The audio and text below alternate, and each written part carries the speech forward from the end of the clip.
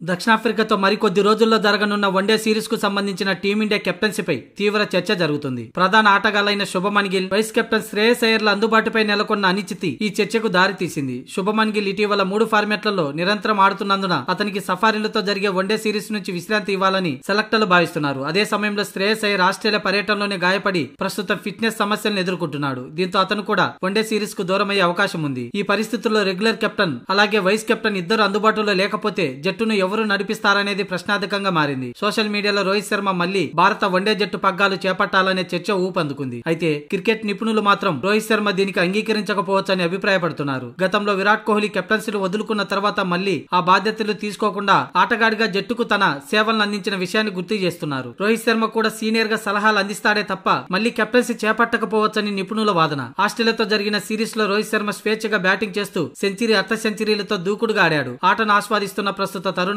ఒకసారి వదిలేసిన కెప్టెన్సీ పగ్గాలు మళ్లీ అందుకోవడానికి ఎవరు ఇష్టపడరని నిపుణులు పేర్కొంటున్నారు. ఈ క్రమంలో కెప్టెన్సీ రేసులో కేఎల్ రాహుల్ పేరు కూడా బలంగా వినిపిస్తుంది. మరోవైపు స్టార్ ఆల్రౌండర్ హార్దిక్ పాండ్యా కూడా సౌత్ ఆఫ్రికాతో వన్డే సిరీస్ కు దూరమయ్యే అవకాశాలు ఉన్నాయి. ప్రస్తుతం అతను బెంగళూరులో ఫిట్నెస్ సాధించడంపై దృష్టి సారించాడు. దీంతో వన్డే సిరీస్ కు దూరమయ్యే అవకాశం ఉంది. అలాగే సౌత్ ఆఫ్రికాతో టీ20 సిరీస్ కు మాత్రం అందుబాటులోకి రావచ్చు. మొత్తానికైతే టీమిండియాకు కేఎల్ రాహుల్ తప్ప కెప్టెన్సీకి మరో ఆప్షన్ లేదు.